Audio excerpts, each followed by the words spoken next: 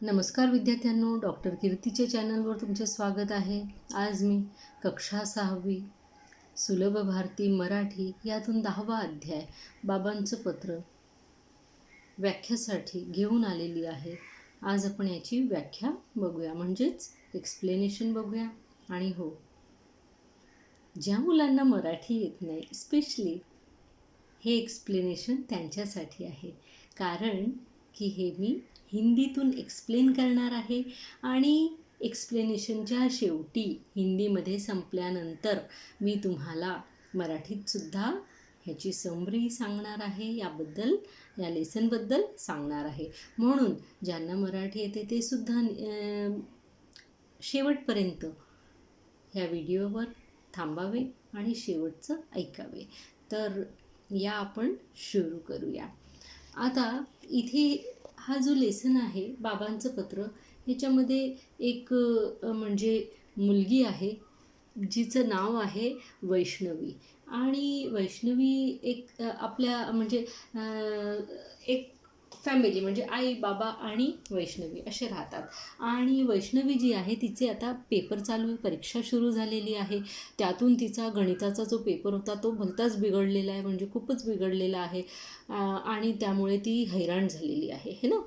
तर विद्यार्थियों, जैसा कि इस लेसन के अंदर हमें बताया गया है कि एक फैमिली है, वैष्णवी है, उसके माता पिता ये तीनों लोग एक परिवार में रहते हैं. और वैष्णवी जो है उसके अभी एग्ज़ाम्स चालू हैं, 6 मई के एग्ज़ाम यानी अर्धवार्षिक परीक्षा, जिसको आप फर्स्ट सेम बोलते हैं आजकल, फर्स्ट सेमेस्टर एग्ज़ाम है ना, तो वो चल रही है. और उसके अंदर उसका गणित का जो पेपर है, गणित का एग्ज़ाम हुआ, वो पेपर उसका बहुत ज़्यादा बिगड़ गया, इसलिए घर आकर वो रोती है. तो उसकी मम्मी जो है वो फ़ोन करके उसके पापा को बताती है कि वैष्णवी का पेपर बहुत बिगड़ गया. और उसके कारण फिर उसके पापा उसको फ़ोन पर किस तरीके से समझाते हैं, फ़ोन पर क्या बात करते हैं, और फिर उससे क्या बोलते हैं, उसके लिए क्या चीज़ लेकर आते हैं, उसको वो विषय किस तरीके से पक्का करना चाहिए, गणित में उसको कैसे इंटरेस्ट आए, ये सारे उसको जो है बातें बताते हैं. और इस कारण से जो है आगे जो वैष्णवी है उससे ये अपेक्षा भी करते हैं कि जो उसके पिताजी ने बोला है वो जो है वैष्णवी ज़रूर से करेगी, अपने आचरण में लेकर आएगी. तो आइए अब हम इसको शुरू कर देते हैं. प्रिय वैष्णवी, अनेक शुभ आशीर्वाद. यानी वैष्णवी को उसके पिताजी लिख रहे. अब आपको वो यहाँ पे ऐसे 2 टाइप के लेटर आते हैं ना, फॉर्मल लेटर और इनफॉर्मल लेटर. तो देखिए उसमें इस तरीके से जो है इनफॉर्मल लेटर जो रहता है, अनौपचारिक पत्र, उसकी शुरुआत इस तरीके से की जाती, चाहे मराठी हो, चाहे हिंदी हो, चाहे इंग्लिश हो, है ना. कोई भी लैंग्वेज इज़ लैंग्वेज, है ना, कोई सी भी लैंग्वेज हो सकती है. उसमें आपको अनौपचारिक पत्र इस तरीके से लिखना है. प्रिय वैष्णवी, अनेक शुभ आशीर्वाद. मतलब वो उसको आशीर्वाद देते हुए लिखते, मी कामात पुरता गुरफटलो होतो. गुरफटणे म्हणजे खूब गुंतून जाने मराठी में, लेकिन हिंदी में होता है गुरफटने यानी बहुत व्यस्त हो जाना, बिज़ी हो जाना. तर मैं काम में बहुत बिज़ी हो गया था, म्हणून पत्र पाठवायला उशीर होता है. और इसीलिए जो है ये लेटर भेजने में देर हो रही है. तुझ्या आईने मला दूरध्वनीवरून सांगितले, यानी तेरी माँ ने मुझे फ़ोन पर से बताया की तुला 6 माहीचा गणिताचा पेपर खूपच कठीण गेला, कि तेरा 6 मई का गणित का जो पेपर है वो बहुत कठीण गया है, म्हणून तू फार निराश झाली आहेस. और इसलिए तू बहुत निराश, डिप्रेस्ड हो गई है. पेपरहून घरी आल्यानंतर त्या दिवशी तू रडतही होतीस, यानी पेपर देकर घर आने के बाद में उस दिन तू रो भी रही थी. मला वाटलं दूरध्वनीवरून तुझ्याशी बोलण्यापेक्षा तुला पत्र लिहूनच तुझ्याशी हितगुज करावं, म्हणून तुझ्यासाठी हे पत्र लिहित आहे. अब वो बोलते हैं कि मुझे लगा कि फ़ोन से तुझसे बात करने से अच्छा है कि तुझे मैं लेटर लिखकर तुझसे अपने मन की जो बात है वो बोलूं.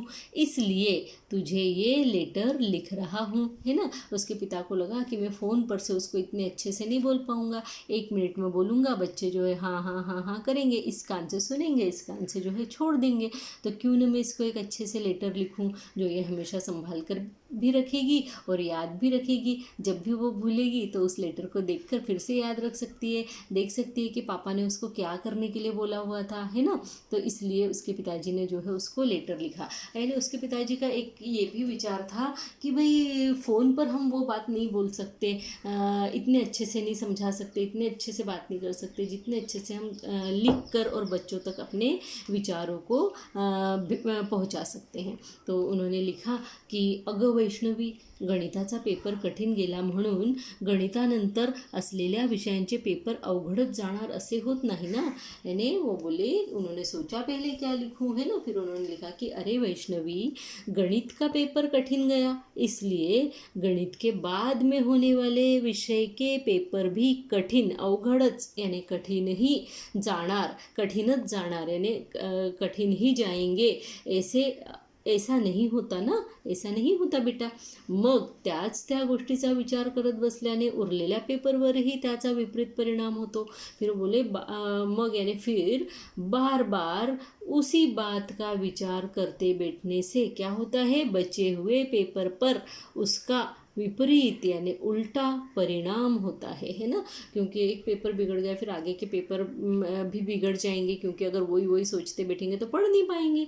अच्छे से समझा रहे उसके पापा उससे, अगं एखाद्या विषयात गुण कमी पडले तर याचा अर्थ आपण आयुष्यात अपयशी झालो असे नहीं।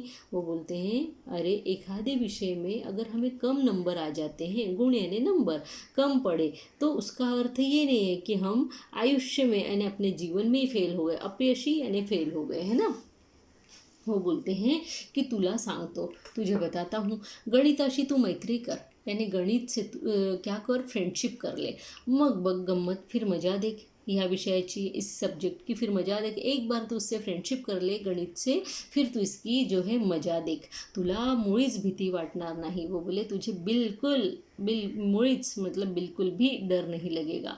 गणितातील संकल्पना यानी गणित के अंदर के जो भी कंसेप्ट है, संबोध वो सवाल तुमसे क्या कहना चाह रहा है, क्रिया उसके अंदर के जो मेथड है वो तू नीट समझाऊन घे, यानी अपने आप को अच्छे से वो समझा कर ले उदाहरणे सोडवण्याचा चांगला सराव कर। जो भी एग्जाम्पल्स, उदाहरण ने एग्जाम्पल, जो भी एग्जाम्पल्स दिए हुए रहते उनको छुड़ाओ बैठे बैठे, है ना। उसकी अच्छे से प्रैक्टिस करो, सराव यानी प्रैक्टिस, उसकी खूब अच्छे से प्रैक्टिस करो। क्योंकि बहुत से बच्चे होते हैं ना, उनको गणित विषय बिल्कुल अच्छा नहीं लगता है, मैथ्स से बहुत डरते हैं वो। तो यहाँ पर गणित या मैथ्स जिसको बोलते हैं वो इतना कठिन विषय नहीं होता बच्चों। अगर आप देखेंगे कि मैथ्स की बुक में जो एग्जाम्पल दिए हुए रहते हैं, उदाहरण दिए हुए रहते हैं, उसी की अगर आप प्रैक्टिस कर लो ना 10-12 बार, उसमें वो चीज़ें कैसे सॉल्व की हुई है, कहाँ से वो नंबर आए हैं, बस पहले आप, सबसे पहले मेरा भी आपको एक ही सजेशन है कि आप किसी भी सवाल को जो है सबसे पहले उसके एग्जाम्पल सॉल्व करने को सीखो। क्योंकि आपके आंखों के सामने सब किया हुआ रहता है, उसको 2-3 बार देख कर करो, उसके बाद में आप बिना देखे करो। और सबसे बड़ी बात तो ये है कि maths is a practice of game of practice, है ना। Maths is a game of practice. तो आप जितनी प्रैक्टिस करेंगे उतना ज़्यादा आपका मैथ्स जो है सुधर जाएगा। और मैथ्स का कैसा है ना कि आप चाहे तो आप देख देख के मैथ्स करो। आज आप जो है एक ही कोई प्रैक्टिस सेट ले लेते हो, उसको आप देख देख के हर सवाल करो, जो सॉल्व किए हुए उसको देख देख के करते रहो। 1 दिन देखोगे, 2 दिन देखोगे, 8 दिन देखोगे, उसके बाद 1 हफ्ते के बाद एक समय ऐसा आएगा कि आप किताब बंद करके उस सवाल को बिना देखे ही सॉल्व कर दोगे, क्योंकि वो आपको आ जाएगा, उसको छुड़ाने का तरीका आ जाएगा, उसको सॉल्व करने का तरीका आ जाएगा। तो बहुत ज़्यादा कठिन नहीं है, सिर्फ एग्जाम्पल को सॉल्व करके भी आप मैथ्स में बहुत अच्छे हो सकते हैं। तो उसके पिताजी जो है वैष्णवी के, वो उसको यही बता रहे हैं कि तू हर कॉन्सेप्ट को जो क्लियर कर ले, एग्जाम्पल जो है वो सब छुड़ा ले, हा विषय लवकरच तुझा लाडका होईल और फिर ये जो सब्जेक्ट है वो जल्दी ही तेरा जो है पसंद का हो जाएगा, फिर तुझे वो अच्छा लगने लगेगा, हे अगदी नक्की, ये बात एकदम पक्की है। बाळा, आणखीन एक तुला सांगतो. वो बोले की एक और बात मैं तुझे बताता हूँ, परीक्षेतील गुण किंवा श्रेणी महत्त्वाची आहेच. परीक्षा में जो भी तुमको गुण मिलते यानी नंबर मिलते और श्रेणी यानी जो भी ग्रेड तुमको मिलते वो तो इम्पॉर्टंट है, पण त्याहीपेक्षा आपल्या आंतरिक गुणांची वाढ करणे हे अधिक महत्त्वाचे आहे. वो बोले उससे भी ज़्यादा अपने स्वयं के अंदर के जो अच्छे गुण होते उनको बढ़ाना, उनकी वाढ करना, उनको बढ़ाना, ये ज़्यादा महत्व का है, ज़्यादा महत्वपूर्ण है. हम नंबर के पीछे भागते हैं और हमारे अंदर के जो हमारे स्वाभाविक गुण होते हैं, जो नेचर ने हमको दिए हुए रहते हैं, हम जिसमें आसानी से कुछ कर सकते हैं, उन चीज़ों की तरफ हम ध्यान ही नहीं देते. तो यहाँ यही बताया गया है कि अपने अंदर के गुणों को बढ़ाओ, वो उससे भी ज़्यादा महत्वपूर्ण है. तू गोष्टी छान सांगतेस, वो फिर उसको याद दिलाते हैं. हो सकता है बच्चों को समझ में नहीं आता कि वो क्या क्या चीज़ें अच्छी कर सकते हैं, तो ये हमारे बड़ों का कर्तव्य बनता है कि हम उनको बताएं कि तुम क्या क्या अच्छा करते हो.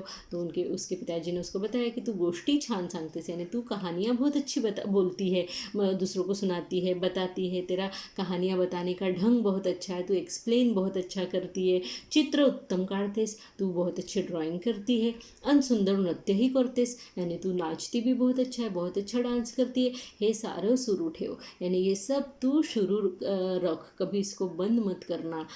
तुझ्या आईने सांगितले यानी तेरी मम्मीने मुझे बताया की हल्ली तू याकडे फारसं लक्ष देत नाहीस, यानी तू आजकल हल्ली यानी आजकल तू याकडे यानी इसकी तरफ फारसं लक्ष देत नाहीस, यानी ज़्यादा ध्यान नहीं दे रही है, यानी सिर्फ पढ़ाई ही करती रहती है, इन सब चीज़ों की तरफ ज़्यादा ध्यान नहीं दे रही. या कला आपले जीवन सुंदर करता. तो बोलते हैं ये जो कला है, हम पढ़ाई के अलावा जो दूसरी कलाओं को आत्मसात करते हैं, किसी आर्ट को सीखते हैं, ये हमारे जीवन को सुंदर बना देती है. क्योंकि हम जब भी जीवन में दुखी होते हैं, निराश होते हैं, हम वो चीज़ करने बैठ जाएं तो हमारा जीवन जो है हमें सुंदर लगने लगता है, कभी भी बोरिंग लगता ही नहीं है.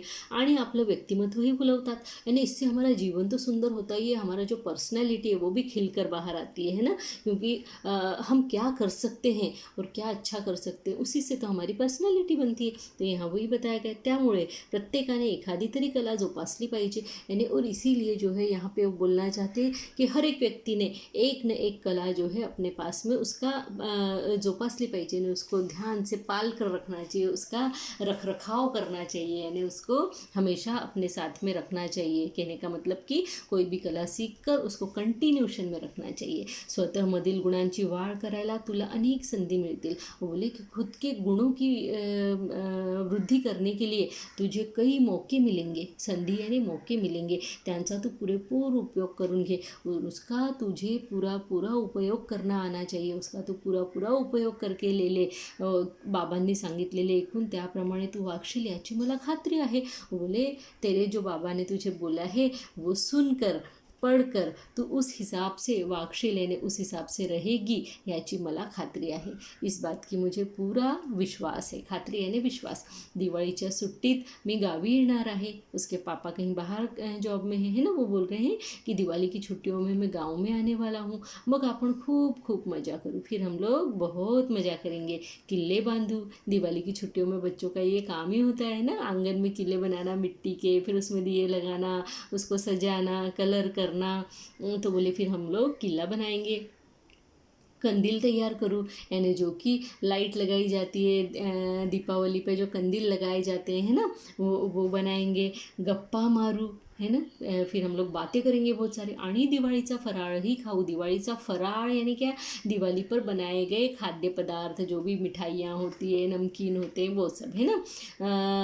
आता ह्या फराळामध्ये मराठीमध्ये काय, करंजी, लाडू, अनारसे है ना, ह्या सगळ्या गोष्टी येतात. चिवडा, त्याच्यानंतर काय तर तुमचं चकल्या, हे सगळे प्रकार येतात. तो ऐसे ही हम लोग गुजिया, लड्डू, चकली, ये सारे प्रकार इनको हिंदी में बोला जाता है ना. ते लड्डू वगैरह ये सारी चीज़ें बनती है, उसको दिवाळीचा फराळ कहा जाता है. यानी फराळ यानी एक तरीका नाश्ता. तो खाऊवरून एक गोष्ट आठवली मला. उसके पिताजी बोलते खाऊ की बात से एक बात मुझे ध्यान आई. या दिवाळीत गावी येताना तुला आवडीचा खाऊ घेऊन येणार आहे, आणि तेरी पसंद की चीज़ लेकर मैं आने वाला हूँ. इस बार जब मैं गाँव आऊँगा तो तब कुठला ते तू ओळखलंच असशील ना, ओळखलं असशीलच. वो बोले कि कौन सा खाऊ मैं तेरे लिए लेकर आने वाला हूँ, कौन सा गिफ्ट लेकर आने वाला हूँ हो तेरी पसंद का, वो तो तुझे पता पड़ी गया होगा ना. तुझा पुस्तकांचा खाऊ, मैं तेरे लिए किताबों का खाऊ लेकर आने वाला हूँ. गावी येताना मी तुझ्यासाठी गोष्टींची अनेक पुस्तके घेऊन येणार आहे.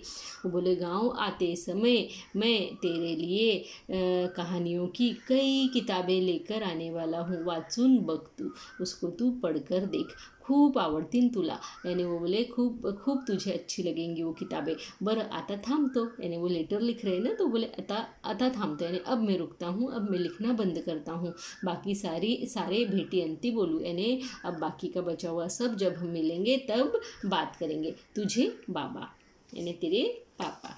ठीक है. अब यहाँ पे हम देख लेते हैं शब्दार्थ है गुरफटणे, मतलब गुंतून राहणे, निराश याने नाराज, हितगुज करणे याने आपल्या मनातील गोष्टी सांगणे, आपल्या मनातील मन की बात करना है ना. विपरीत यानी वाइट, संबोध यानी मूल संकल्पना, किसी चीज़ का कंसेप्ट जिसको बोल सकते हैं. आंतरिक गुण यानी अंगभूत, हमारे अंदर जो नेचुरली जो गुण रहते हैं वो. भेटी अंती यानी भेट झाल्यानंतर, यानी मिलने के बाद. ठीक है. इस तरीके से विद्यार्थियों आपको समझ में आ गया होगा. आणि मराठी विद्यार्थ्यांना तुम्हाला पण कळलं असेल की वैष्णवीचा जो पेपर खूप कठीण गेला होता गणिताचा, आणि ती घरी येऊन जी रडत बसली होती. तिच्या आईने तिच्या बाबांना, वैष्णवीच्या बाबांना फोन लावला, सांगितलं की तिचा 6माहीचा गणिताचा पेपर खूपच कठीण गेला आणि ती खूप निराश झाली आहे. म्हणून काय केलं मग वैष्णवीच्या बाबांनी तिला विचार केला की अरे फोन केल्यापेक्षा मी हिला पत्रच लिहितो, कारण की फोनवर इतक्या मनातल्या गोष्टी मला सांगता येणार नाही, आणि मी पत्र लिहून तिला माझ्या मनातल्या छान गोष्टी तिला सांगू शकतो, समजवू शकतो. म्हणून त्यांनी पत्र लिहिलं आणि तिला सांगितलं की अगं एक पेपर कठीण गेला म्हणून काय पुढचे पेपर पण कठीणच जातील असं नाही ना, कारण की त्या गोष्टीचा जर तू विचार करत बसली तर पुढे येणाऱ्या पेपरवर त्याचा विपरीत परिणाम पडणार आणि मग तुझे पेपर बिघडू शकतात कदाचित. म्हणून त्यांनी सांगितलं की एखाद्या विषयात जर का गुण कमी पडले तर त्यापासून आपण फेल होत नाही किंवा अपयशी होत नाही. म्हणून ते तिला सांगतात की तू वैष्णवी गणिताशी मैत्री करून घे, आणि मग त्याच्यानंतर तू गंमत बघ की तुला किती आवडायला लागेल हा विषय. आणि मग त्यांनी सांगितलं की तू गणितातील जी एक्झाम्पल्स दिलेली असतात ती एक्झाम्पल्स सोडवायला बघ, त्याचा सराव कर. तू प्रत्येक जे सम असतात त्याचे कन्सेप्ट नीटपैकी बघून घे, त्याच्यामध्ये काय सांगायचा प्रयत्न केला गेला आहे, काय करायला सांगितलेलं आहे ते सगळं तू व्यवस्थितपणे आधी करून घे, आणि एक्झाम्पल सोडवूनच तू त्याच्यामध्ये एकदम एक्सपर्ट होऊ शकते, आणि मग तुझा हा विषय जो आहे लवकरच लाडका होईल असे तिचे बाबा सांगतात. त्याच्यानंतर सांगतात की बघ जे परीक्षामध्ये गुण मिळतात किंवा जे आपल्याला ग्रेड मिळतो ते महत्त्वाचं आहेच आहे, पण जे आंतरिक गुण म्हणजे आपल्यामध्ये आतूनच जे गुण असतात की नाही, देवाची कृपा जी आपल्यावर असते, काहीतरी आपल्याला लहानपणापासून आपोआपच काही एखाद्या गोष्टी चांगल्या येत असतात, तर मग तिचे बाबा सांगतात की ते गुण वाढवणं खूप महत्त्वाचं आहे, जे आपल्या आतमध्ये स्वाभाविक रूपानेच असतात. आणि दुसरी गोष्ट म्हणजे ते त्यांना तिला सांगतात की बघ तू छान गोष्टी सांगतेस, म्हणजे स्टोरी टेलिंग तू छान करते, त्यानंतर तू मस्त ड्रॉइंग काढतेस, त्यानंतर तू डान्ससुद्धा चांगला करते. मग ह्या सगळ्यांची तू प्रॅक्टिस सुरू ठेव ना, का ती बंद केली? कारण ते सांगतात तुझ्या आईने मला सांगितलं की तू प्रॅक्टिस बंद केली तर ती सगळी तू सुरू ठेव, कारण की आपल्याला एखादी तरी कला आपल्या आयुष्यामध्ये जोपासली पाहिजे, म्हणजे त्याचं लक्ष ठेवलं पाहिजे, त्याला गुंजारलं पाहिजे, आणि छानपैकी आपण ती पुढे वाढवली पाहिजे. म्हणजे स्वतःमधील जी गुणं असतात त्यालासुद्धा वाढवायचं आणि आपण शिक्षणामध्ये सुद्धा पुढे जायचं. आणि ते सांगतात की अशा अनेक संधी आपल्या आयुष्यामध्ये येतात की ज्याच्यामध्ये आपण आपल्या गुणांची वृद्धी करू शकतो, ते पूर्णपणे त्याचा उपयोग करता आपल्याला आला पाहिजे असं सांगून मग ते लिहून वगैरे मग तिचे बाबा सांगतात की आता तुम्ही म्हटलं ते ऐकणार न, त्याप्रमाणे तू वागणार की नाही, मला पूर्ण खात्री आहे, पूर्ण विश्वास आहे की तू आता त्याप्रमाणे वागणार आहेस. मग दिवाळीच्या सुट्टीत मी जेव्हा गावी येणार तेव्हा आपण किल्ला बांधू, हे करू ते करू, अशा दिवाळीचा फराळ खाऊ. आणि सांगितलं तिला की मी तुझ्यासाठी छान एक आवडीची गोष्ट घेऊन येणार आहे, कुठला खाऊ आणणार आहे माहिती आहे का, तुझ्यासाठी भरपूर पुस्तकं आणणार आहे, ते तुला खूप आवडतील, तू वाचून वगैरे बघते. आणि आता मी इथे पत्र लिहायला थांबवतो, मग आपण भेटल्यावर मी सगळं काही तुझ्याशी बोलेन. आणि शेवटी तिचे बाबा पत्र लिहायला बंद करतात, लिहितात तिथे तुझे बाबा. तर मग आता तुम्हाला कळलं असेल की काय स्टोरी आहे, काय सांगण्याचा प्रयत्न इथे केलेला आहे. आपल्याला कुठला विषय कठीण वाटला तर आपण त्याच्यामध्ये घाबरून जायचं नसतं, कसं शांतपणे घ्यायचं, त्या विषयाचा नीटपणे अभ्यास करायचा आणि मग तो तुमच्या आवडीचा होऊन जातो. तो विद्यार्थियों, आपको ये लेसन खूब अच्छे से समझ में आ गया होगा। अगर आपको कुछ भी प्रॉब्लम होती है तो आप मुझे कमेंट बॉक्स में लिखकर कमेंट करके मुझे बता सकते हैं, जिससे कि मुझे और आगे जो है प्रेरणा मिलती रहे अगले वीडियोज़ बनाने के लिए। मैं इन सब के स्वाध्याय भी आपको देने वाली हूँ। स्वाध्याय भी सब हम करने वाले हैं। पहले जो है एक्सप्लेनेशन कर लेते हैं, उसके बाद में हम लोग स्वाध्याय कर लेंगे। अच्छा, एक और बात कहना है कि मेरे इस जो चैनल है इसको लाइक कीजिए, सब्सक्राइब कीजिए, हो सके तो अपने फ्रेंड्स के साथ में शेयर कीजिए, ज़रूर से शेयर कीजिए, क्योंकि मिल बांट कर पढ़ने से जो है विद्या हमेशा बढ़ती है, ज्ञान हमेशा बढ़ता है, कभी कम नहीं होता। ये हमेशा ध्यान में रखिए। मिल बांट कर पढ़ने से सबके कॉन्सेप्ट, सबके विचार जब इकट्ठे होते तो हमारा ज्ञान जो है वो ज़्यादा बढ़ता है। तो इस बात को ध्यान रखिए और अपने घर में सुरक्षित रहिए। कोरोना वायरस से बचने के लिए अच्छे से घर में रहकर पढ़ाई कीजिए। मैं आपको मटेरियल देती ही जा रही हूँ। तो धन्यवाद, नमस्ते।